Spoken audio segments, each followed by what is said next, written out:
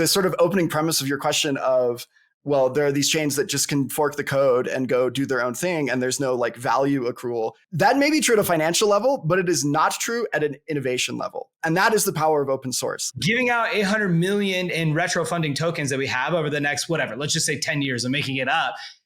There needs to be value that's created from that for that flywheel to come in. And so none of it's sustainable unless you do that. You want to get this ecosystem up and running. Once it's up and running, you have to fully and fundamentally believe that the value that you're offering is something you want to participate in.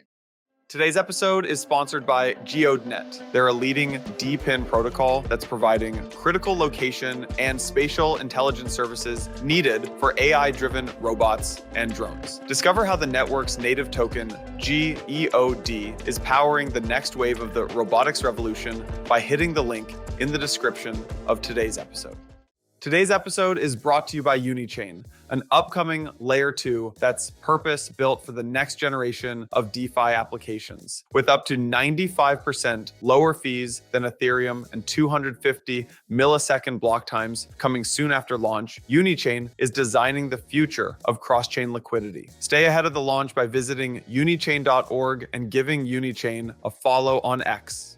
Hey everyone, Jason here. I'm excited to announce that today's sponsor, Petra, a top non-custodial wallet developed by Aptos Labs, just launched Earn, a new feature to access DeFi with just one click. Earn lets non-US users deposit USDT directly into Ares Markets lending pools and manage it all directly from the Petra wallet. This is not financial advice. Participating in DeFi does carry risks. To learn more, visit petra.app/earn.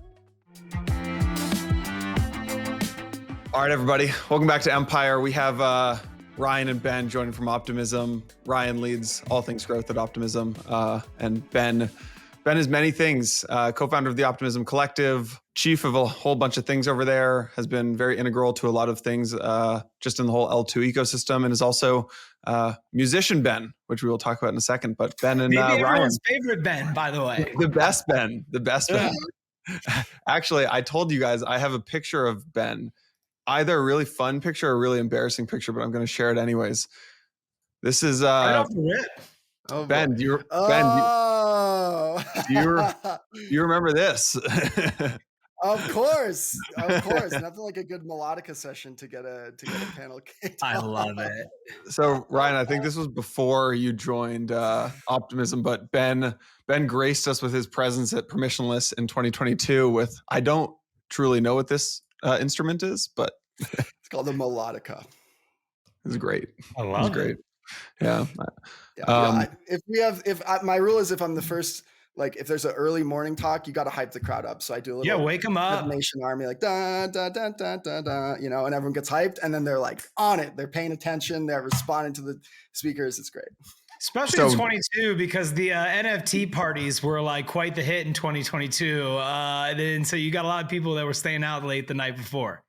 Yeah.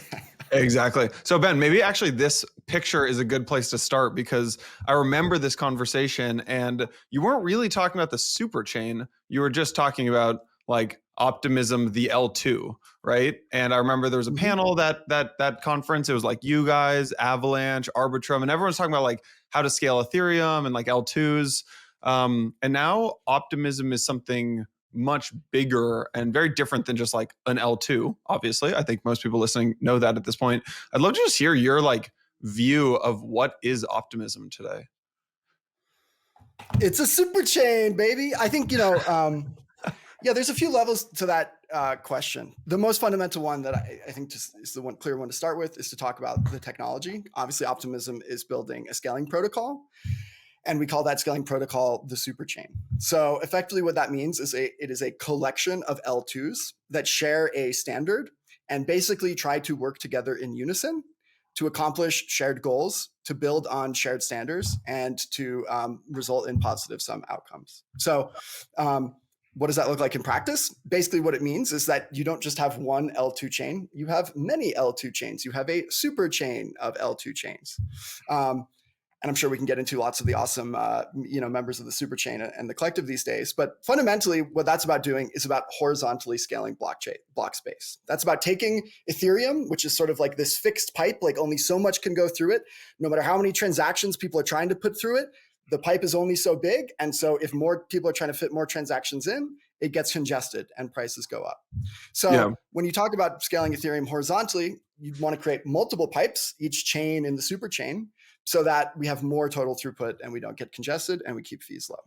What was the, I know you've told this story before, but I just refresh my memory. Like, why didn't you, what happened with this pivot? Because I think the original thought was, okay, Ethereum, and you've got this pipe and it's not big enough and we got to make a bigger pipe. And the solution was the L2.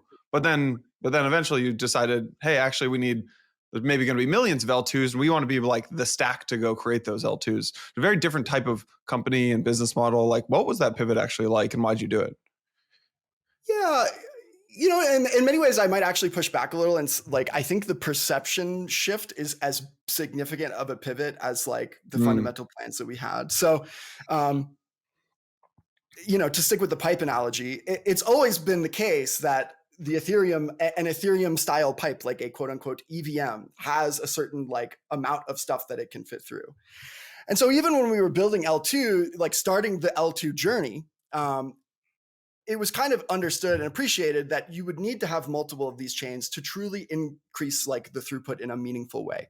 Yes, there were things that we could do in terms of making those pipes a little bit bigger and making certain resource requirement trade-offs like that, things like that.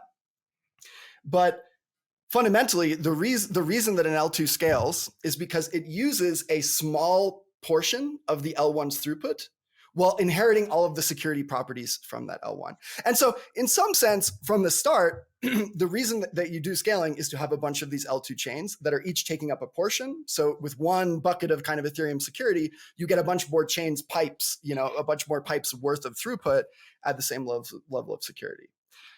However, that is a very different thing said in practice, said than actually deployed in practice and in production. So the reality is, well, we kind of always had that in the back of our brains of like, this is the true way that like L2 scale. It was also the case that just building one of those pipes, just building one L2 was, a handful to say the least. And so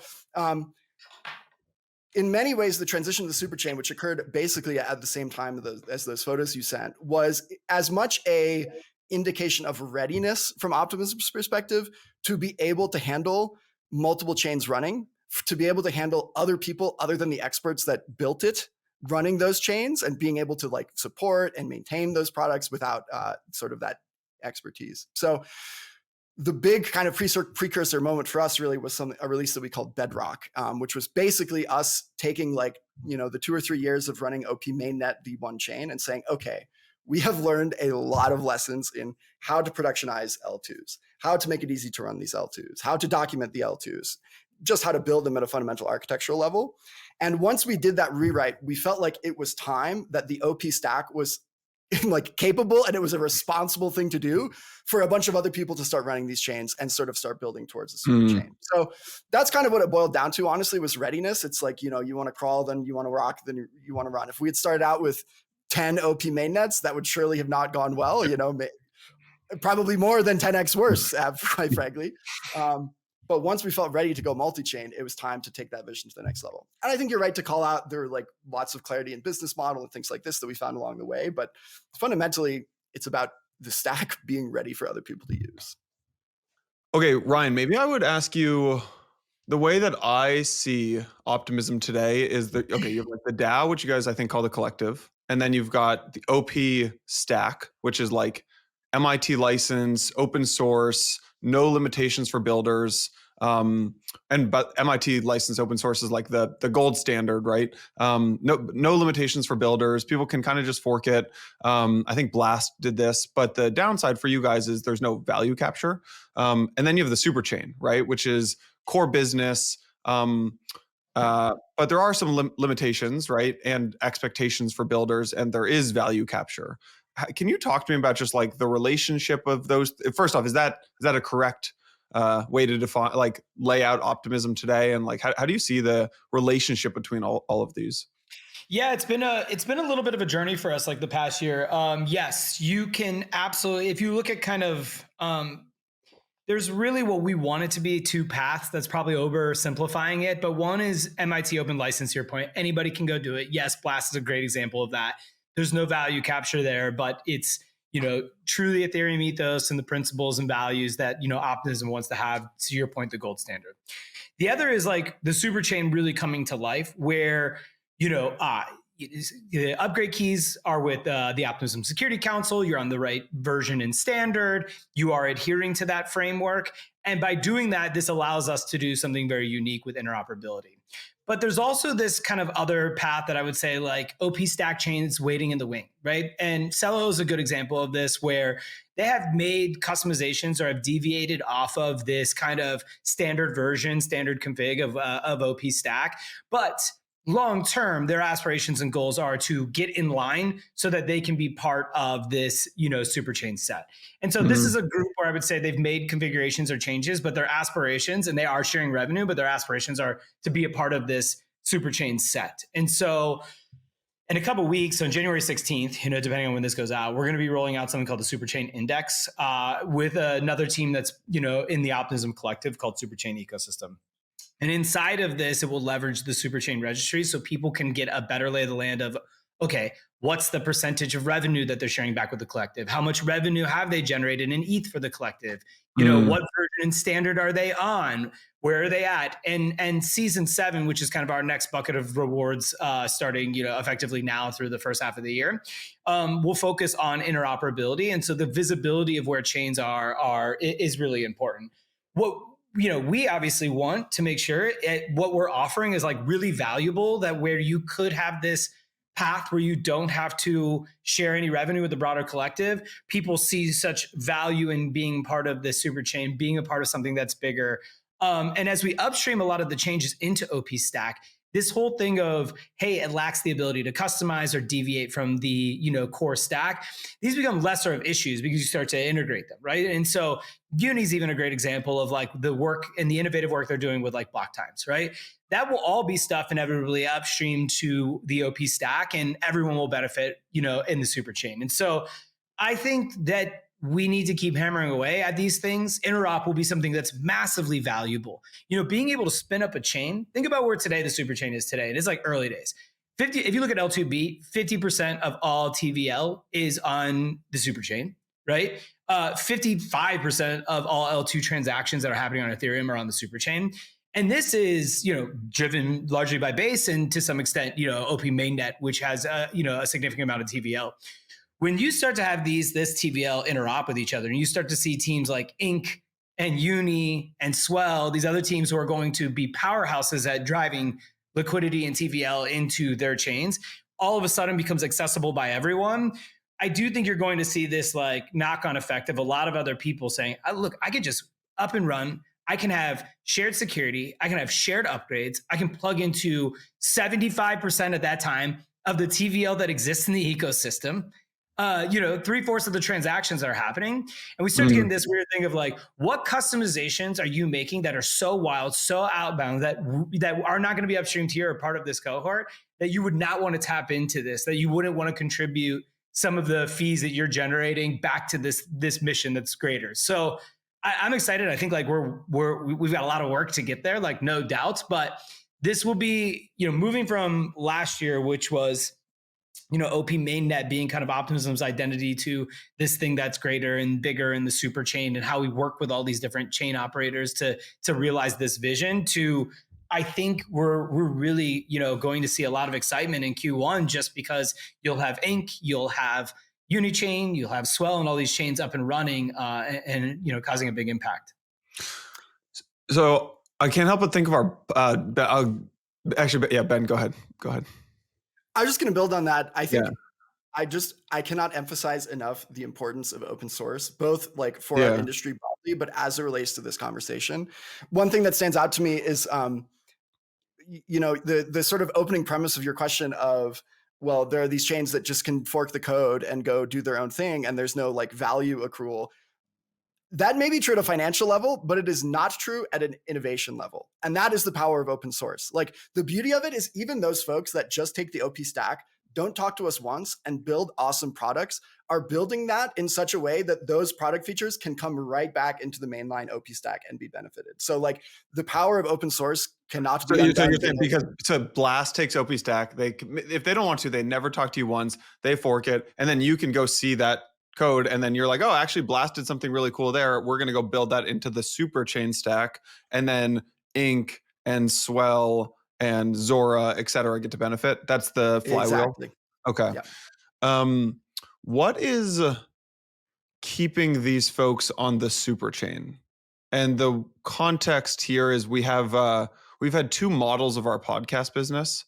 Our original podcast business is we went out to all these like big names in the industry. We're like, hey, Selkis, Pomp, Charlie Shrem, Meltem, Jill, like, come on, and like, we'll launch a podcast for you. And it was great. And like, we were making all this money. And then like a few years later, they had built these audiences, and the podcast had grown. And they said, hey guys, actually, been really fun working with you guys. We're going to pull the rev, like we want to pull the rev share down. And we're like, no, you can't do that. They're like, yeah, we can. We have the leverage. And we're like, oh, crap. Actually, they're right. And in the worst cases, they could just leave, right? And so that's actually what forced us to do a new podcast model where we now just build our shows in-house. So this kind of reminds me of our podcast business early on. And I'd just be curious, like, why I'm wrong, or like what's actually keeping these folks. Yeah, a couple layers there. Yeah. I think one of them is, first of all, I think, well, the first layer to it is the philosophy that I think you need to approach these kinds of things to build a long-term sustainable network that is going to survive the test of time. And the basic premise of that philosophy is you should not cut corners to extract more value in a way that makes you uncompetitive in the long term. So I think you're right. Like, the first thing to acknowledge is that you are right, that there are sort of like different problem statements, different associated challenges that come with saying, we are going to give all of our code away for free. You don't have to talk to us. You don't have to pay us. You don't have to like us. You can just take the good code and use it as you please. So there's no question that comes with a layer of complexity and challenge when you talk about the kinds of scenarios that you alluded to. At the same time, if you zoom out, it seems incredibly clear that there is no winning stack that does not have that property. Like, the minute that you have it, like if you imagine some counterfactual where you say, okay, we're going to restrict this, we're going to add a license. Like, I don't know, maybe in your analogy, that's like, we signed the podcasters up to a 10-year deal so that they had that rev share locked in. Sure. That's not the basis for a long-term sustainable business. And it's a market opportunity for somebody else to come along and build the MIT licensed, totally free, make money off it in other ways, kind of starting point. So I think that's the important starting point, is like, we're here to build a long-term sustainable collective. And so we want to be mindful of not taking too many shortcuts and being too concerned about these things. With that being said, there are more non-philosophical layers that are super relevant. So the fundamental nature of L2s, or like one of the fundamental trade-offs that L2 landscapes are making today, is effectively the trade-off of fragmentation. So if you're a Solidity dev and you want to come and deploy some Ethereum app, the magic wand marketing would tell you, oh, just go to any L2, hit the deploy button, and you're off to the races. And if you were running on L1, you just redeploy on L2, your prices are cut 10, 100x, your transactions are getting confirmed really, really, really quickly, and everyone's super happy. From many perspectives, that is just not the actual reality that we see in the Ethereum L2 ecosystem today. And the reason is fragmentation. Issues span like, oh my gosh, how the heck do wallets and bridging work when you have dozens of these chains? Like, you open up your MetaMask and you see a bunch of different coins listed, or they're aggregating them, but you don't actually know which coins are on which chains. And what does that mean? You want to go use an app on some other chain, and oh snap, all of your ETH to pay for gas is on some other chain, and now you have to bridge it over. There's that whole experience. And from the perspective of a developer, you actually can't just hit deploy and say, oh, I think the contracts will work. You really need to dive in and say, okay, for all of these potential chains that I could deploy to, what are the nuances? Where does this differ in security, in like block times, in the behaviors of certain like developer libraries and things? All of these things in practice cause fragmentation, not just for the users that are like caught in sort of bridging wallet hell, but also the developers that are caught in like what chains can and can't I deploy on safely. So what does L2 need? L2 needs unification and it needs standardization. The end state of crypto should be that you can deploy to the cheapest block space possible, and you can do it without thinking about it. Like it's built on a standard where everything just works. And so at the end of the day, this is where the long-term sustainability of the super chain comes from. It's the fact that when you put chains on a shared standard, there are many, many, many network effects that fall out of that naturally that you can't have without a shared standard and a shared governing body that mediates that standard. Got it. Okay, 2 questions here. One is maybe this one's for Ryan. If I am Coinbase, I'm like, hey, all this activity is happening on Base. Kraken in the traditional world is one of my main competitors. I don't want stuff flowing over to Inc. Like, I'm Jesse. We've done an amazing job. We've got all this liquidity, hundreds of apps. I don't want things flowing over to Inc. Take me into the conversations where people are actually comfortable with that. And like, what, yeah, it doesn't really track with maybe I need to get more on the Ben's. I need to put a shirt on like Ben and get more collective here. A lot of people will. You're not alone, right? I think it is it is a foreign concept. And there is a little bit of like scariness and hesitancy. We saw it first with ourselves. Like the idea with OP Mainnet, before Base's launched, far bigger, one of the biggest L2, second biggest, right? And you're still making a sacrifice there when you're like, we're going to believe in something that's bigger. We're going to start to invest in these other chains like a Base and so forth. And that means when we do Interop, we will be sharing out of that L2, like the OP Mainnet TVL and liquidity and users and across the board. So I don't think it's like an unusual thing for like a Base to just naturally feel that. We felt it and we can kind of like be empathetic around that. I think at the end of the day is, what are you building and trying to build something like much bigger and much larger? And I do think Base is very aligned when they think about the superchain and Ethereum.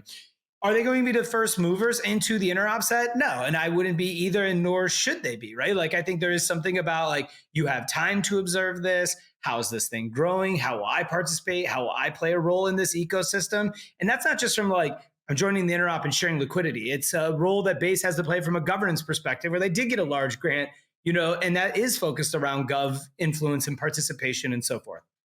And so they'll have a voice. So when you think about, the rev share splitting are changing, right? Chain operators will have a voice in the governance process of like what that rev share should be. It's not like, I don't want to share any revenue, so I'm just going to hit the ripcord. I think people will be able to have very thoughtful conversations of what value does the collective bring, does the OP stack bring? How do we as a chain that's participating in a group of many other chains feel that split is, or the fees that we pay in the future of interoperability? What value do we believe is being captured? And I think ultimately what's going to happen will be seeing applications be able to simultaneously operate across the super chain and being able to deploy across not just one, but many chains, and have a seamless experience. That's going to be something application developers are going to just say that's like a prerequisite. Like moving forward, they're going to be like, I want an experience where when I deploy, I'm like deploying across the super chain. That is my new expectation of what life is as an application developer. People that are not in the Interop set or are choosing not to be in the Interop set are now going to have to be like, I am not joining that not joining that Interop set, and therefore you have a fractured application experience. I think what will happen is long-term applications will start to become very successful. They will be the influential leaders in the room versus chain operators. This is my opinion. And that you will want to be a part of the shared standard and want to deploy and want to participate in it because it's really good for application developers. It creates the best experience you can possibly have for app developers in the Ethereum ecosystem. Users want to be a part of very seamless experiences. And chain operators will go where the builders are, where the users are. So it's like, if you look about like YouTube, technically creators could go like fuck off and start a video site and have no revenue. They lose distribution. So like you're going to have massive distribution. Yes, based in the early days, because they have massive distribution, they can kind of, sit and say, when is it best for me? And that's why the super chain needs to be more than just OP Mainnet, more than just Base. That's why I think you'll see players like World and Inc. and Uni all be massive participants. And you'll start to be like, I'm going to hoard my small amount of TVL and small amount of users, small transactions relative. Like, is that where we're at today? Like, that's what you're going to want to do? Baby. That's not a very exciting game plan. So Yeah. we're talking about timing and sequencing here, where I think that makes sense, but long term, I don't think. I actually like that. I mean, I know you came from YouTube. I like the YouTube analogy a lot, actually, which I've never thought of, which is like Mr. Beast is maybe the base here, and OP maybe the super chain is YouTube or something, and Mr. Beast could easily say like, look, I don't want to give any distribution to all these other influencers who are kind of leeching off of me, but obviously he knows that the platform is bigger than himself. Yeah, and it's somebody that works with him. Like, am I right? Yeah, he very much knows it, right? And it's like, this is better, So I would throw out a couple other things. I'll don my like philosophy hat and give you that bad answer you're looking for. One thing I would just note is that regardless of the superchain conversation, that question is already answered in the affirmative, that people are willing to collaborate and use shared systems by the fact that they're building Ethereum L2s on the first place. Like all of these competitors, regardless of whether they're even participating in Optimism or other stacks, are all participating in Ethereum. Sure, and Base could have just built an L1 is what you're saying, but they didn't. Because, Exactly, because fundamentally there is value, and what building on-chain is about to some extent is about being able to credibly give power to the application developers and credibly give power ultimately to the users. Like that's the same thing the app devs do, right? Like Uniswap is powerful because Ethereum runs it exactly as it wants. That's powerful to Uniswap because they can make an app that is really trustable. The users that are using it understand that it's following the rules of Ethereum, which is what they want. So they understand that Uniswap can't mess with their ability to use Uniswap because it's on chain. And so you have I think the stories are similar where like counterintuitively to the Web 2 world, in some ways, like relinquishing control is the thing that like summons success in this industry. Yeah. Ben, what do you think? I mean, my understanding of the Base deal is like I'm sure I'm going to botch some of this, but like they contributed 2.5% of chain revenue or like 15% of the profit to the collective. We're like roughly 2 or 2.5 years into the deal. It's like, I think a 5-year deal. What is your best guess of what happens at the end of the 5 years? Let me rephrase that. What is the worst case scenario and maybe the best case scenario? Yeah, good question. I think Ryan is right that it boils down to like a reevaluation of the value that is being provided by Optimism, and like economics are a very relevant part of that that situation. In general, I think it's very important to understand that the like Ethereum crypto scaling journey is like not a one and done, like it's just one cycle away kind of a thing. Like this is going to be like decades of work, I think, literally. And within that context, one of the things that we need to understand as a collective and as an industry is that these kinds of values and value propositions will change over time. So I think, what does it look like in 5 years? Probably it looks like a reevaluation of where are we at? How important is the stack? What are the new features? Like, what are the new ways that the stack is being used that are different from the original deal that was set out of just having one roll up? Like at a big enough scale, there's lots of like more app specific chains or sort of like a broader network. And so ultimately, it will look like a reevaluation of where is Optimism providing value, where are these network effects coming from, and also how much funding is needed to continue sustaining that. One thing that we haven't talked about very much about Optimism yet is the public goods funding portion of it. But the goal of all of the revenue coming into the Optimism Collective is to be recycled into the OP stack and contributors to the superchain and builders on the superchain to make it better and improve it. So the other side of that equation from like what is Optimism providing right now is what do we need to do to continue that scaling journey for the next 5, 10, 15 years into the future? Yeah. It's just an interesting. Go ahead. Yeah, just like adding to that, I think like, if you look at Base has contributed 12, 13 million US dollars in ETH equivalent, to the collective to date. And that kind of pales in comparison to the broader deal.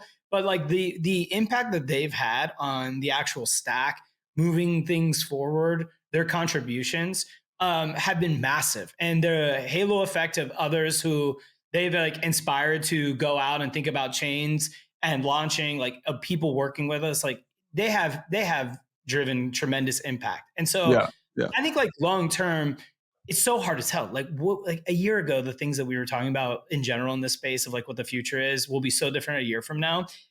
I actually think it is a very simple thing of how do we continue to collaborate where there is reciprocated value being offered back and forth. And that's the fucking theme with everybody, right? It's just like Base is further ahead, and yes, they're bigger, but that's like, that is going to be the gist of all of it. And so I think worst case scenario is like 2 years from now, we didn't offer any value and Base offered so much and they're like, we're out. But that's a broader, much bigger Optimism L2 ecosystem issue than anything else.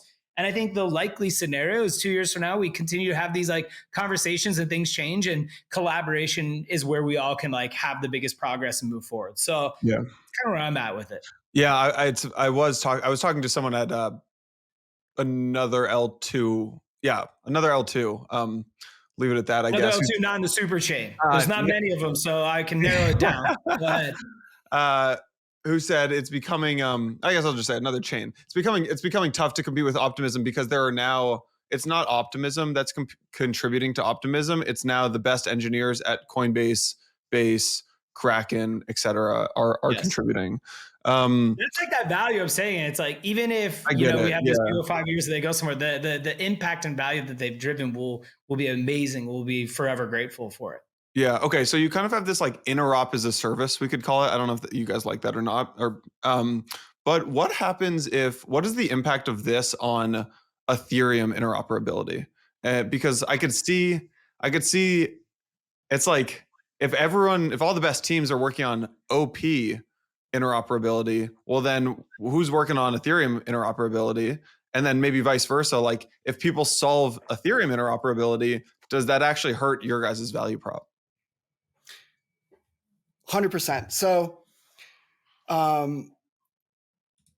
maybe we could put in the show notes, by the way. I was on a panel at devcon with a bunch of awesome folks talking about kind of exactly this with like a bunch of other L2 leaders, as well as Hard from UMA. We had a mullet analogy that I threw out there that I might reuse, but I think the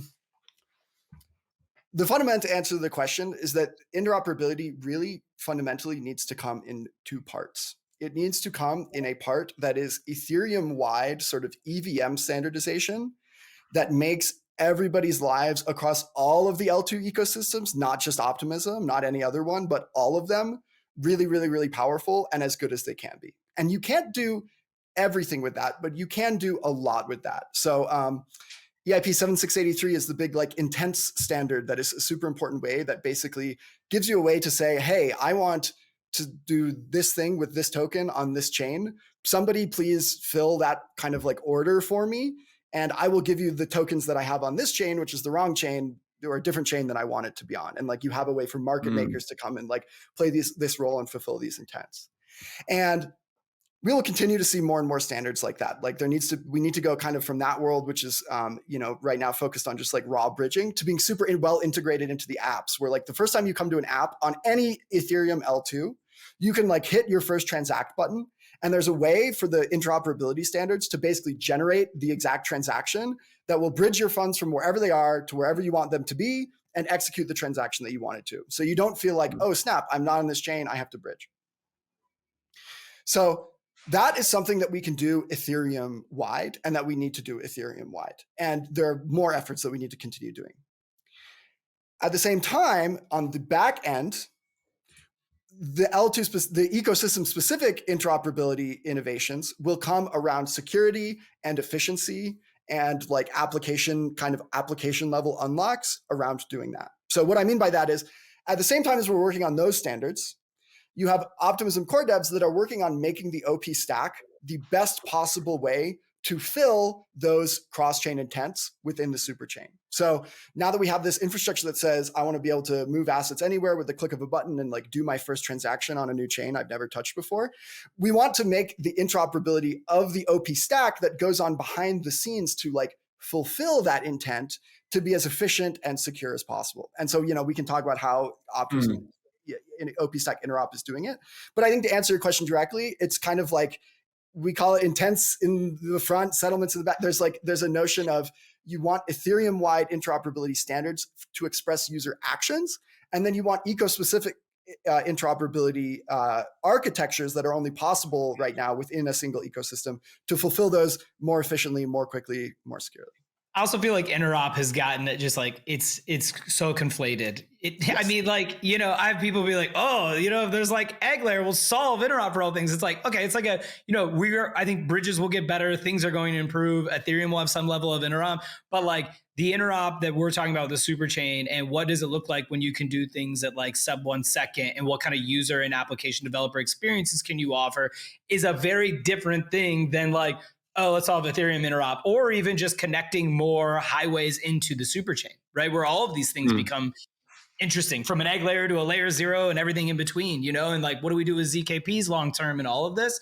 So I think it's going to be a funny, comical year of just people throwing the word interop around and just like talking past each other on what timeline, how fast, what is it, how you doing it. So it'll be fun. Good luck to you on all the podcasts you do this year talking about it. Yeah. Okay, maybe we'll move from one big word to another, from interoperability to customizability. My understanding is you get more customizability with the OP stack, less with the super chain. But with the super chain, obviously, you get to opt into like what I think will be interoperability in 2025, like we're talking about. So how do you guys just think about like customizability of folks building on the super chain? Because I think like Uni, right? Uni wanted fat blocks, I'm pretty sure, because they're trying to make this blocks. Fast blocks, because they want to have a very like DeFi high performant chain, right? So like maybe just tell me how you guys think about customizability on the super chain. I mean, at a high level, then Ben should jump into it. One, I think it's technically the OP Stack is MIT open license. You can do whatever you want, however you want. Yeah. It is like peak level of creativity. I think the one thing that we've seen is when we go talk to these, particularly those who are likely to be larger chain operators, and we talk about like, what is it that you want to do that you feel like you can't do? We haven't gotten a lot of different answers. And the times that we have, like fast block times, we're like, hell yeah, that's a great thing. Other people should want it. We should want to support it. We should do the work to upstream it and make it happen. Uni's a great example. And kind of that's like a perfect example of like how you work with somebody to upstream it. Other than that, I think it's like we continue to look and see, but like we are not having, like when you look at the Swells and the Inks and the Unis and all these folks that continue to pick OP Stack and do it on the standard version they need to, there's not a lot that we seem to be like missing that's not upstreamed, and feel that we're able to kind of prioritize it to some extent. So that's what I'm seeing, at least interacting with the partners. Ben, you can chime in too. Yeah, I would just say, I mean, I think you hit the nail on the head, Ryan. It's like when you look at the personas that really want to aggressively customize, those are usually a different persona that even really will find the largest value from the super chain in the first place. And if you compare that to the folks that are better suited for the super chain, that expect to have like much higher security considerations, like much larger amounts of user assets, in the protocol, et cetera, all of those things are associated with a general conservativeness that you want to bring to the table anyway, to not YOLO code into prod when you have, the next billion on-chain users in your system. So that's a piece of it. And to Ryan's point, it doesn't mean that you're stuck on some version if you're on the super chain and that's never going to change. More than half of the upgrade proposals passed through Optimism last year were authored by external contributors or like members of the collective, but not OP Labs or the Optimism Foundation. So it's not like those big players are even completely disempowered from making those changes. We see lots of great active contributions from those members. To your point, like all of those engineers are building on it. But depending on the nature of the change, we want to move a little bit more methodically. Like we have a core development process for the OP stack that lets us hold us to high, security bar, high performance and uptime standards, stability, et cetera, et cetera, et cetera. And then the last thing I would just say, I mean, if you want the technical deep dive, there's a bit more nuance of like what customizations can you support while not sacrificing security, and what customizations are just like completely wonky and scary. So like, an example of this is actually the Uniswap example. So like the way that Uniswap together with Flashbots is building their fast block times is actually completely additive to the protocol. It's basically a custom sequencer that they've written that runs in a TEE and basically like promises slices of the block at a time. So we call these like micro blocks. So you say that they're faster blocks. They're really like these little mini blocks that then get combined into a block every 2 seconds, which is the same way that the rest of the OP stack works. So that's an example customization that does not require a protocol change. It does not require an upgrade. They are able to do it fully within standard and without doing any sort of upgrade because of the nature of that. If you do some crazy, like a new way to send ERC20s with a new type of cryptography that could be hacked, like that's when you get into territory of, okay, guys, let's slow down. Like that's great to do on a custom chain off to the side. Maybe let's not throw billions of TVL behind it quite yet. Yeah. Ben, side note for my small brain, can you explain TEE quickly for me? Trusted execution environment. Basically, it is a think of it as a special kind of processor where the hardware manufacturer said, I constructed this processor such that it's kind of like a hardware wallet combined with a just general machine. It basically is like you can give some code to this trusted execution environment, and it is guaranteed to run that code correctly. So basically what that means in the context of Uniswap and Flash blocks is it means as they're proposing the little itty bitty chunks of the block of this sort of pending block, because it's running in this trusted execution context, they could shut it down, but they couldn't like reorg out those blocks or do anything other than like progress and like post the block. Yeah. So it improves the trust model basically. GEODNET is a first of its kind DPIN protocol that's revolutionizing satellite navigation services. They're actively generating on-chain revenue that's growing 500% year over year by providing precision location services that are 100 times more accurate than standard GPS. On Empire, we always talk about finding how crypto can power completely new business models, and they're a perfect example of this. They're already trusted by over 30 enterprise customers across industries, including automotive, agriculture, construction, and even robotics. The network is powered by its native token, GEOD, and easily mined with their satellite miner. By setting up a base station, you can get involved with this groundbreaking Web3 ecosystem. Learn more by heading over to geodnet.com or just by hitting the link in the description of today's episode. Today's episode is brought to you by Unichain, an upcoming layer 2 solution that's changing DeFi forever. It's built with a vision to be the home for cross-chain liquidity and DeFi innovation. As part of the Optimism Superchain, Unichain brings you up to 95% cheaper transactions than Ethereum's base layer, as well as near instant finality with 250 millisecond block times coming shortly after mainnet launch. To make things even better, seamless cross-chain transactions. If you're a developer, this means you can build DeFi applications that truly push the envelope of what's possible on-chain. Visit unichain.org or follow Unichain on X to stay updated on the launch, upcoming features, and getting started on building your dream applications. Hey everyone, earlier in today's episode, I mentioned Petra, a top non-custodial wallet developed by Aptos Labs. They just launched Earn, a new feature to access DeFi with just one click. Earn lets non-US users deposit USDT directly into Ares Markets lending pools to gain interest and rewards, and manage it all directly from the Petra wallet. Petra Earn was designed to make DeFi more accessible for everyone. You can manage your balance, claim rewards, and deposit directly from the app. This is, of course, not financial advice. Participating in DeFi carries risks. To learn more, visit petra.app/earn or by hitting the link in the description of today's episode. What happens if someone does want to leave the super chain? Like, how do they do that? Because you've never had it happen, I guess, right? We haven't. Ultimately, this is a very interesting problem statement. I think, the place that I would start is to say the right to exit and like forkability is baked into the like constitution of the Optimism Collective.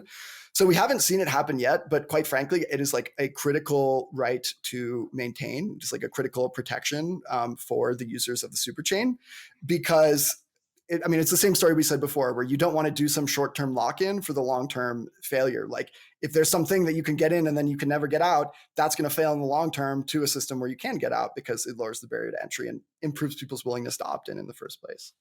So that's what I would say there. In Practice, because we haven't seen this explored, I'll just kind of more talk about the hypotheticals. And it really is going to come down to what the application developers and kind of the users and chain governors end up choosing. So there are schemes where you can imagine basically writing a chain such that the chain governor can click a button and it can pull all of the bridge funds just unilaterally into some new bridge that respects a new chain. And they say, this is the new chain, and it's all been upgraded.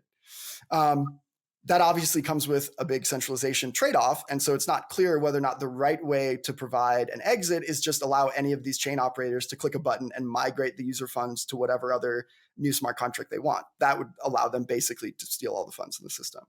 But it's obviously the cleanest, because if they do well, they just click the button and it's all very seamless. Then you kind of have a spectrum. Like the other end of the spectrum is just like, Uniswap style. Like Uniswap has no upgrades when they migrate to new versions. They just give a front end where all the users opt in, they click a button, and it migrates all their, V2 positions to V3. It migrates all their V3 positions to V4. And so you can imagine a space like that on the other end of the extreme, where every single user that was participating in the superchain is going to basically opt in and click a bridge transaction to migrate to some new version of the chain. So those are kind of like the two ends of the spectrum of like exits. And there are some middle grounds involving like app devs that are maybe reasonable as well. Ryan, there's another element I'm sure that you didn't mention, Ben, which is I'm sure there are contracts with these people. You guys are a business that does need to make money at some point. How long are the contracts usually for? It depends. It varies, right? It varies greatly. I mean, you don't, I think in the end, they really like Base is the longest one that we have. Like I give you that as far as like the from a transparency, because of all kind of like what Ben's point is to begin with, is kind of the same thing. Like, if you have an agreement, you need it longer than like 12 to 18 months in this space, because you're trying to build something. You're investing a lot of resources in both sides into standing something up. Ink's going to be a stage 1 chain. Uni, if not at launch, very fast after, will be a stage 1 chain as well. There's resourcing that goes in all that, yada, yada. So we want long-term commitments. But at the same time, if this thing isn't in a place where people are participating, people actively want to be here in a couple of years, it's like we need to think about our strategy, pivot our position, do a lot of these different things. So there's no point in having these long-term contractual obligations. And so we don't have them. I think Base was so different. It was the first of its kind. It was really somebody we want to like lock arms with and build together. And that's what we've done with Base. So that like level of length is quite unique. That's not what we're looking for, right?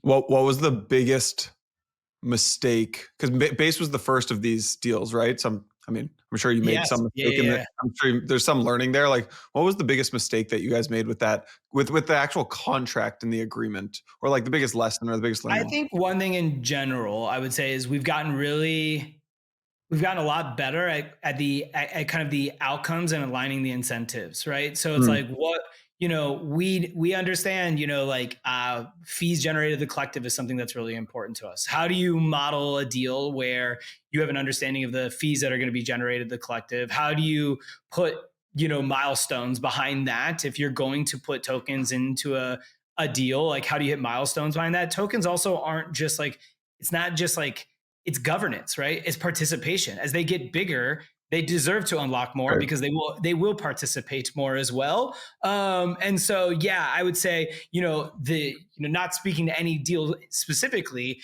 moving towards a direction where you feel much better about like, you're happy to reward these teams, these tranches of OP tokens, because they are doing things that are so impactful to the collective that it is a thing that you want to give up, versus not understanding that. And whether you do them time bound, whether you just give them, in tranches, whatever the case may be, this is a better way to make sure everybody is aligned in their interests. Is there any concern about just the sustainability of that model? I was doing like rough napkin math, and it looked like, you guys have spent a lot of money. It was like 500 or 600 million in tokens, I think, or no? Maybe that number's wrong. Okay, no, my napkin math. But it's that's why it's napkin math, Brian. Yeah. But two things on that. One, Superchain Index, which we launched on the 16th, you'll be able to see all of the tokens that are remaining. So it's like, there's hundreds of millions in the Gov Fund. There's like 500 million left in airdrops. There's 800 million in retro funding. There's like 300, 400 million OP tokens. So there's like billions of tokens in OP tokens as far as like rewarding developers. None of it's sustainable if you don't have the flywheel going, right? Like obviously, right? Like giving out 800 million in retro funding tokens that we have over the next, whatever, let's just say 10 years, I'm making it up. There needs to be value that's created from that for that flywheel to come in. And so none of it's sustainable unless you do that. So on the deal front though, because I think that's like obviously, more where you're at, it's not sustainable, right? Like you want to get this ecosystem up and running. Once it's up and running, you have to fully and fundamentally believe that the value that you're offering is something you want to participate in. Right now, we're not there yet. We're very close. We kind of talked about it at the front of the podcast of right now, 50% of the TVL, 50% of the transactions on the Superchain. When that's 75, 80, 85%, you should just want to participate. There's not going to need to be a grant. Why would I need to give like anybody a grant? Because you're like, oh my God, TVL's there, great stack, great security, I'm interoping. Boom, I'm in. So there shouldn't be any grants. Grants should be something that is like, waning and done at some point. But you do need to make bets and invest in people that are going to participate. Like Uni is dedicating, and Kraken and Coinbase dedicating a lot of engineering resources and investment, believing in this, participating in this. They deserve something from Optimism. They deserve governance, influence. They deserve some kind of, reciprocated energy and effort. And so I think it is all very fair, but it's not sustainable. Yeah. And at some point, the flywheel will have to kick off, which I think between sequencer fees, between kind of the interop long term, there's a pretty beefy model there that will work in the event you can 100,000x this ecosystem. And I think you can only 100 or 1,000x the ecosystem in a design space like the Superchain. I was reading about, weirdly enough, this morning, Amazon, the history of kind of like Amazon Alexa, like the Alexa product. And at the beginning, they couldn't convince any companies to join Alexa and build apps on Alexa. So they gave out grants. And then once there were enough companies on, it drove more users to sign up for Alexa. And then now they don't have to give out any grants. So there's a tried and true model here. Ben, what happens with OP Mainnet? Because it sounds like, just from hearing you guys talk in this podcast, like your mind share, like where your priorities seem to be focused on is the Superchain. What happens with just OP Mainnet?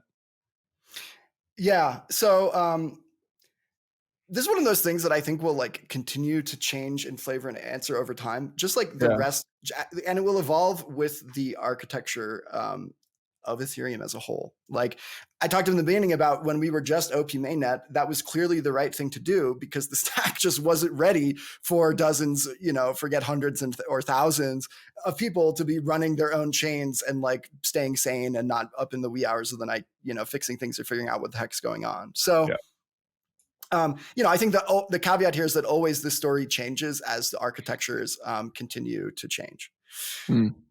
OP Mainnet is a great neutral home for builders. One of the things that we try to communicate with OP Mainnet is that the decisions that we tried to make there, we tried to make the like kind of most reflective or of the standards that are shared within the rest of the Superchain. So like it should continue to be a good place where if you want to test something out, working on OP Mainnet means that it should work in other places, should be one of the goals. And of course, the other big thing is that it's the home of Optimism governance. And so, just as we talk about more of these chains scaling, to Ryan's point, there are more participants that have, need a voice in governance and will be participating in that. So the more activity I think we would expect to come to OP Mainnet around the governance front as there becomes more to govern and more people participating in the governance. Ryan, I don't know if you had anything to add. I mean, you can even see it here. We have by the way, I should have said this at the beginning. We have a free dashboard on the Superchain. It's optimism.blockworksresearch.com. You can actually see the TVS you can see of everything like base and Zora and Mode and OP. But if you just filter down by just OP Mainnet, like number is still going up and to the right. We were doing 1 million transactions on OP Mainnet last month. It's like 7 billion, some TVL. Yeah. So. Yeah, we're excited. And I think there's even look at some of these folks that'll grow quickly, like a Swell and Uni and Sony as well. We haven't spoken about a lot. And so, I'm excited. I'm excited for all of them. Like, it was funny, like a year ago was kind of like, oh, what is Optimism going to do if Base doesn't succeed? Now it's like, what is Optimism going to do now that Base is so successful? So I'm excited to like have more of those questions, as Kraken and Uniswap and Sonium and World and all these other folks continue to have kind of the same success. Would you ever think about just cutting it and just focusing on Superchain? Cutting what? OP Mainnet? Mainnet? You don't have to. I don't think it's a decision that needs to be made because if you think about interoperability and the way that we're thinking about it and application developers deploying just across the Superchain, it's also kind of like our home of governance, it's neutral block space. So like a good example is World, right? Like World started as an application. They wanted a place where it's like, I don't know if any of these chains have my aligned interests. I do want to be a chain. I want to start as an app. OP Mainnet was a great place. Like if you think maybe Kraken or Sony or whatever, or Base are not interest aligned for you, you can kind of say, I'll deploy across the superchain. Like OP Mainnet is kind of how I'm looking at his home. So there's just no point. I think it serves as a valuable anchor in the superchain. World is a really good example there, where like it speaks to what I was trying to get at with the like it changes with the architectures. Where when World deployed on OP Mainnet, they kind of had ideas that a chain would be cool, but at the same time the trade-offs for them at the time didn't make sense. The overhead that it would incur, the state of providers that make it really easy and kind of like a service to have a roll up, and so on and so forth. And it just made sense architecturally to not have to deal with the entire overhead of managing a chain at first for World. Then they continued to grow. The RAS ecosystem got more mature. The ability to run these chains got easier and easier. The demand for World kept going up. Now it's like, okay, now it's time to look at the story of having our own chain. And we think that story makes sense now. So that's more about like the architecture and about like the state of a world that changes what the right decisions for application developers is to make. And that will like continue to shift, and it's hard to predict, but I don't. And the last thing I would say is OP Mainnet will never go away from a perspective of being secure block space, even if the OP Mainnet sequencer shut down, even if a bunch of infrastructure providers shut down. It is a layer 2 chain. It is secured by Ethereum. It is permissionless for anybody to run a node, follow the chain, secure the bridge with fault proofs, and keep going. So like it or not, chains are immutable, baby. All right, pivoting to a totally different place. Can we talk about Andreessen Horowitz? Sure. Ryan, I heard that you were if people are assets, you were a hot asset when you were on the free market. And for people who don't know, you're at a different. I think you were Polygon, right? I think. Yeah, Polygon and then YouTube before Polygon. Yep. Yeah. And I'm sure you basically had your pick of, you probably could have gone anywhere. And I heard the thing that got you over the finish line was a call from Ben Horowitz, who said, "Hey, Optimism is great, and Ben and Carl, great people." Chris Dixon, but yes, it was. Okay.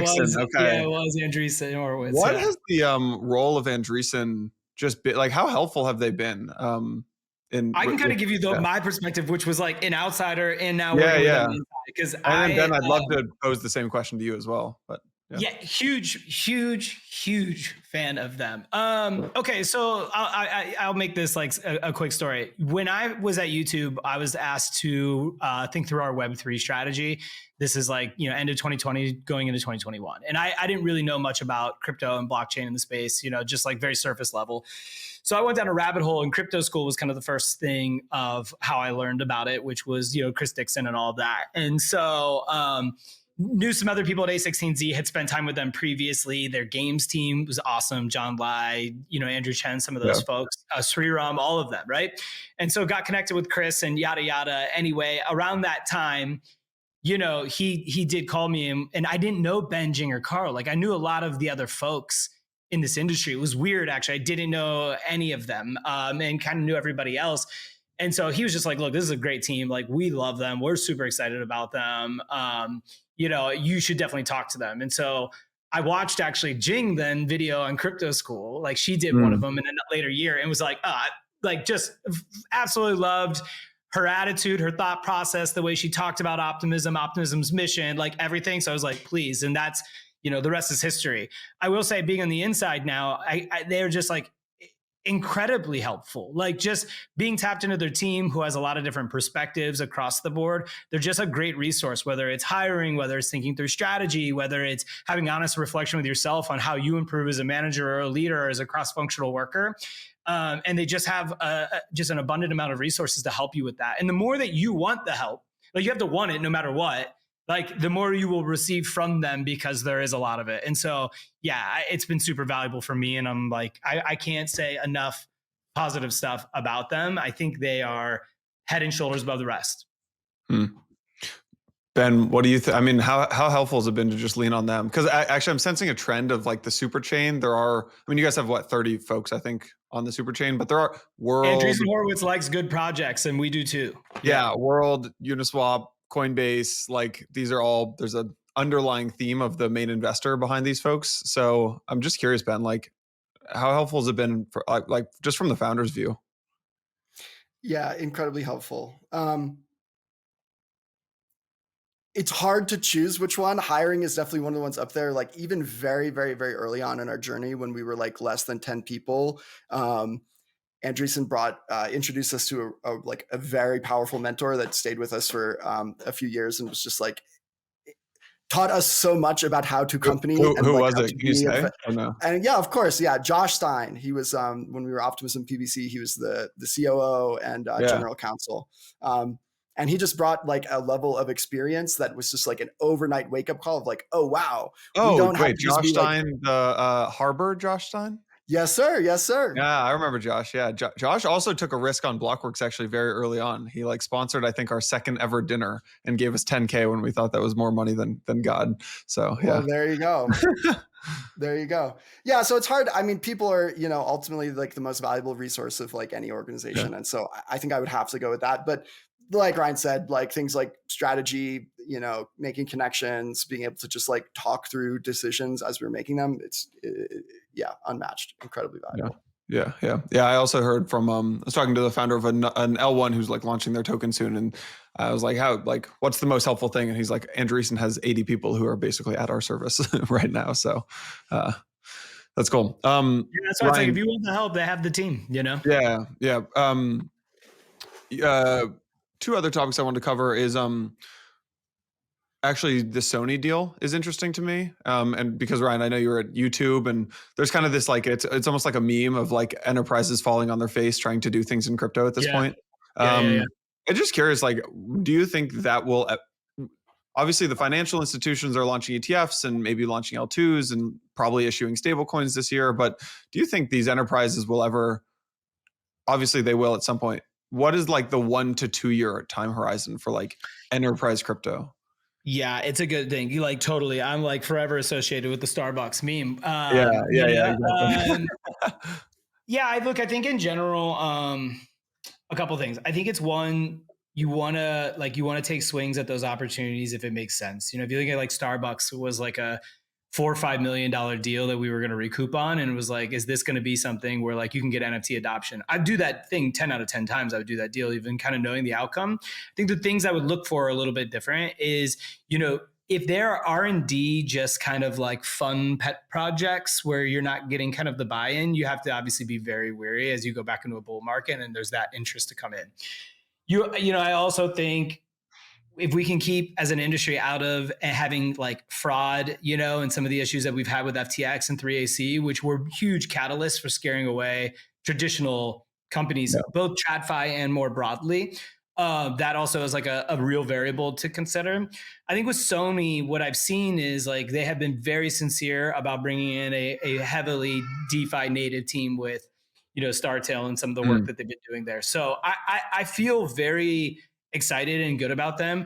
The sky's the limit for them. I mean, with what Sony owns across music and gaming and all these different things, if there was ever a company that wanted to do it, that is like a very traditional Web2 company that has a lot of different avenues that they could go to succeed in just like a blockchain crypto space, Sony's well equipped. I think they recognize this as well, of the like, there is going to be a little natural skepticism. Are you going to be crypto native? Are you going to do something different? This is a big bet for you. And so I think they've taken it in stride and have gone all in, and they've demonstrated that level of commitment and seriousness. That's very different than looking at like a Kraken team, obviously.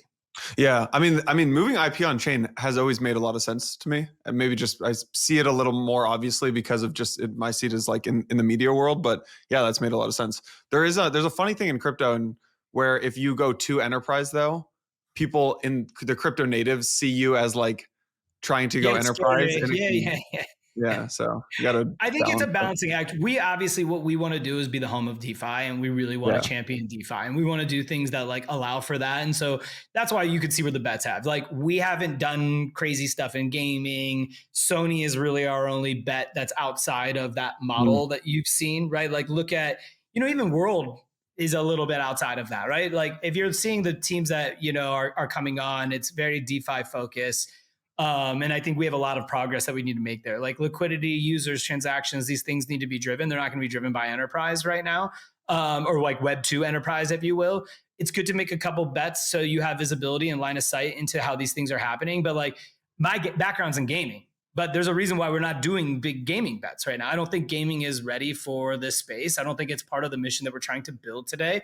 Does that mean you make no gaming bets? No, I think there's like a couple small ones you make to have a foot in that industry and be hedged in it. But if you spread your bets too much across the board, you lose your focus. And so I think we really want to be focused on driving TVL, driving transactions. The best suited are for folks that have that same shared goal in mind.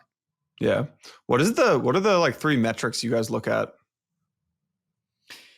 There's a handful of them, but I would say right now, TVL and L2 transactions have been really helpful in us understanding like where we need to get. Because what do application developers want? They want liquidity and they want to know users and people are transacting. And so I think, look, those perfect? No. And are there like flaws in both of those metrics? Like absolutely, like all things from a data side with crypto. But I would say generally that has helped steer us in a direction of where our strategy needs to go. But yeah, we have it's important to like be very thoughtful about the data you're looking at because we know people skew it like crazy in this space. Yeah. That's why we're pushing on the data side too. I mean, maybe actually let's talk about data. Ben, you guys have one of the best data cultures, actually in most of crypto, I would say. We know this because we've worked with a lot of teams on these data dashboards that we have, and we care a lot about like very good data because I think a lot of the misinformation actually in crypto doesn't come from like clickbait news. It comes from like just factually inaccurate data. So we're spending a lot of time building these dashboards, and you guys took a bet on us, and we built this dashboard together at optimism.blockworksresearch.com. And what was behind like caring so much about just open data for Optimism?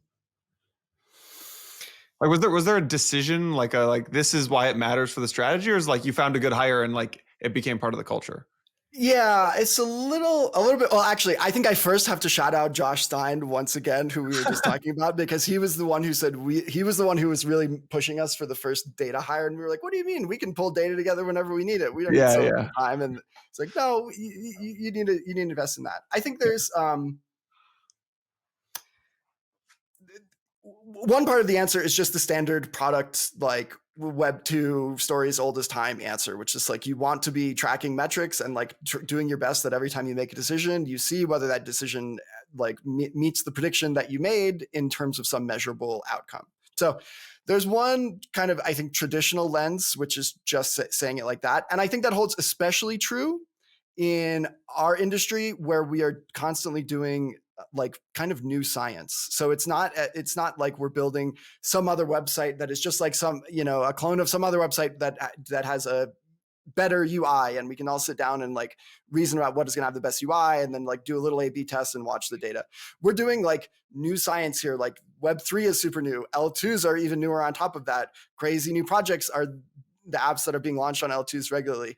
And fundamentally, that means you're making decisions that have never been made before. Like when you're doing things that haven't been done, you want to be following the data. Otherwise, you're just like blindly shooting into the dark. And because no one's ever done it, you don't even like have priors to really compare to. So yeah, I mean, that's honestly largely like you can borrow that from the Web 2 SaaS playbook as well. I think the other thing, I mean, just to reinforce or to like echo your sentiment that data is bad though, I do think that there is still a long way to go, not just for Optimism, but I actually think for the broader Ethereum ecosystem itself. One of the one of the narratives that we see come up a little bit in Ethereum, and whether this comes from external adversaries versus well-intentioned internal people, is always tricky to develop. But one of the things that I think has come up over the past like 6 months is a little bit of like, our L2's adversarial to the L1, which feels like very backwards to us. But then like people throw out intuitions. This is to me a space where the numbers really matter and need to be tracked. And a lot of those claims are just like shots in the dark. How would you track it? Like if you could have a dashboard or you could have like a chart, like what would you want to see to talk about that? It's so okay. Well, I'll give you the grand vision, and we're starting to work on some of this with what we call OP Atlas in governance, which is the sort of like data repository for public goods funding, which I haven't talked about, but doing good public goods funding it's really important to have the data, and that's both on chain and some off chain data. Fundamentally, what is my dream vision for Ethereum? Basically, I want to go on a website and you have a map. And this map is like a collection of like nodes that are all basically, it's just every project in Ethereum. There's like Ethereum, the chain itself. There's all of the infrastructure providers, your Infuras, your Alchemies. There's all of the L2s. There's all of the RAS providers that use all the L2s. And there's like just a massive graph, like just a huge map. Like, how like people do these like ecosystem maps where they'll be like, look at the status of X alt L1 or X L2, and it'll just be like a bunch of little icons of all of the like apps on that chain. That is a completely broken model, in my opinion. What you need is not just a bunch of boxes within other boxes of categories, but you want every one of those boxes to have well-defined, measured relationships that say, how does this app use this infrastructure? What does this app pay that infrastructure provider to use? And you get a comprehensive view of like all value flow through the system. And you can like run a query that's like Swell, Leverage, Gelato, which they use Optimism, and they're on the Superchain, which flows back to Ethereum. Exactly. And then maybe like Gnosis Safe is being used by all of those, and like nobody really pays Gnosis Safe. So that's an underfunded thing. That I like this idea, Ben. I like this idea a lot. Are you guys building this? We're starting to build it. Yeah, we're starting first with some of the like Optimism kind of public goods projects. So the new retro funding flow, the way you will sign up for a project will be all on chain, and it will be like a kind of addressable information, and you can kind of build these layers on top of it with different schemas from there. So it's coming. It's going to take a lot. I'm sure you know firsthand how tough data measurement is. Tough. Okay, let's tie this conversation together and start to wrap it up. So maybe if I could summarize what it seems like from an outsider looking in: Optimism, 2021, building an L2, 2022, maybe get this big idea for the super chain and start kind of actually building it out. 23, milestone deal with Base. I don't know if that was 22 or 23, but Base really starts getting going. 24, you start signing some actually big deals with other folks, the Sonys and the Krakens of the world. What does how would you, if we're looking back at this in a year from now, like, what do you guys think how do you categorize 2025? I actually am excited to hear Ben's answer. I really like, for me, it would be great to see a couple chains demonstrating interoperability, at least, having one up in, sometime around the summer, right? So that we can demonstrate what this actually looks like, so that others can be inspired and see the vision and actually like feel something that's very tangible. And by that, I mean like users feeling that experience across multiple chains, application developers, so forth. So I think it's like, so many people, the super chain means a lot of things to a lot of different people, but the most literal sense, I think they think of interoperability. And so like that coming to life will be epic. I obviously have already shared kind of the stats, but I do think if we can see the 70 to 75% kind of threshold, this idea of having some adopted standard for scaling Ethereum starts to become more of a reality. And, really seeing OP Stack come into its own would be also on my list. So I hope in like January of 2026, we're talking about it. And it's like, Ryan, there's chains that are interoperating, and, a vast majority of the activity that's happening on Ethereum is happening on the super chain is what we're talking about. Yeah, nail on the head. I mean, I'll throw out a couple of other things, but Interop 100% is the focus. Ryan's right. One of the things that I want to continue to see the trend line go up on is external contributions and the open source community really coming up to speed. There's a few elements of this. Like, one thing that's happening is like we're starting to move to contributors that are beyond just the core chain teams, like the bases of the world. So we have folks like, ZK proof teams that are contributing actively to the OP stack, like to improve it. We also have folks like flash bots, which are working with Unichain to build flash blocks. These are all really substantive protocol contributions that are planned in the new year that I think are going to test the power of our open source development processes. So I hope what I see at the end of 2025 is a bunch of mistakes that we made and a bunch of improvements that we made to make it so that every contributor coming to the OP stack has a best-in-class experience, and every team building something substantive gets their stuff included and like secured and sanely basically pushed through the proposal upgrade process. Yeah, I don't know. That's kind of it's less sexy than like, oh, exciting interop 75% of measures. But for me, that's really valuable. No, that's when cool. you asked what metrics I track, the one I was going to throw out to build on Ryan was the number of GitHub stars of the Optimism mono repo. Like, these are important. The biz that's one that I really want to see. Perspectives of blockchain. I like it. Right? Yeah. Maybe one question, which was from the Empire Telegram group, was a lot of folks wanted to know what you guys are doing with AI agents and just like AI crypto in general. Curious to get your take, Ben. I mean, the first thing I'd say is there's lots of awesome stuff going on a bunch of other chains in the super chain. So I don't want to take all the credit. Amazing stuff going on in the world of Base and others. This might be a spoiler alert. So I'll allude to it. Another thing that I would love to see is, and where I think, quite frankly, it's going to be a big trend of expanding, is AI agents for DAOs and for governance. So one of the things that I think is honestly been like a long time kind of in the back of our heads, or like, wouldn't it be cool if in the artificial general intelligence future kinds of things that are coming to fruition now, is being able to have AIs that interface with governance communities to help participants make informed decisions, resolve conflicts, and get information. Like right now, if you go to gov.optimism.io, there's a lot of amazing discussion in there. It is also arguably completely overwhelming. Wouldn't it be cool if I had some sort of extension or agent or bot that I could interact with, where I could tell it some of my preferences, tell it what discussions I care to take a closer look to, in the conversations that I don't care, what my voting preferences would be, and kind of like how I would want decisions to be made, and have governance decisions be automatically like recommended to me, have a report at the end of every week that tells me what are the latest updates on the forum and in the Discord, and what are people talking about, and here's where you might want to spend a little more attention, et cetera, et cetera. So yeah, that's a lot is going on in a lot of chains in the ecosystem. So, go check out all the super exciting stuff. But for me, I'm really excited for governance. I think we're going to fix DAOs with AI. Ben, you're now the third smart person who's talked about this. The other two on the podcast who have talked about this are Rune and Ilya from Near, both of whom know a little something about something. So yeah, I think you guys might be on. There you go. Cool. Well, Ben, Ryan, this is great. Rooting for you guys. You guys have built something awesome. And yeah, congrats on everything, and big 2025 ahead. Thanks for having us on. Yeah. Thanks so much. Hey everyone, just wanted to give a quick thanks to today's title sponsor, GEODNET. By setting up a base station, you can get involved with this groundbreaking Web3 ecosystem. Learn more by heading over to GEODNet.com or just by hitting the link in the description of today's episode.